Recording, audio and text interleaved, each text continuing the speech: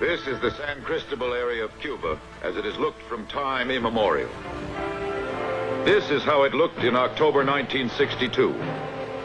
Those are Russian-made, Russian-manned ballistic missiles. All of the Western Hemisphere, from Hudson Bay to Lima, Peru, is within their range. In 1962, the United States and the Soviet Union stand on the verge of direct military confrontation during 1 week in October.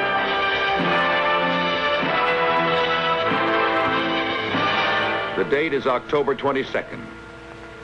I have directed that the following initial steps be taken immediately. First, to halt this offensive buildup, a strict quarantine on all offensive military equipment under shipment to Cuba is being initiated. All ships of any kind bound for Cuba, from whatever nation or port, where they're found to contain cargoes of offensive weapons, be turned back. I have directed the continued and increased close surveillance of Cuba and its military buildup. Should these offensive military preparations continue, thus increasing the threat to the hemisphere, further action will be justified. I have directed the armed forces to prepare for any eventualities. Third, it shall be the policy of this nation to regard any nuclear missile launched from Cuba against any nation in the Western Hemisphere as an attack by the Soviet Union on the United States, requiring a full retaliatory response upon the Soviet Union.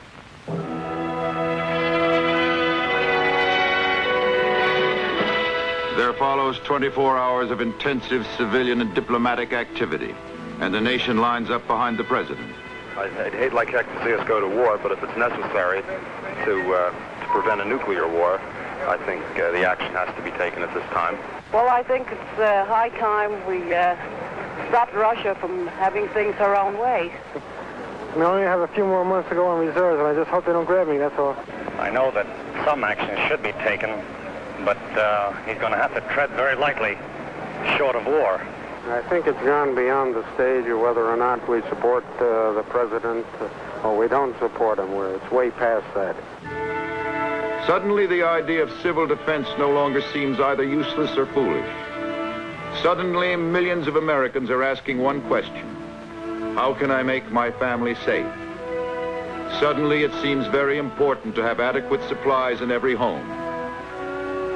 In some parts of the country, supermarket shelves are stripped bare.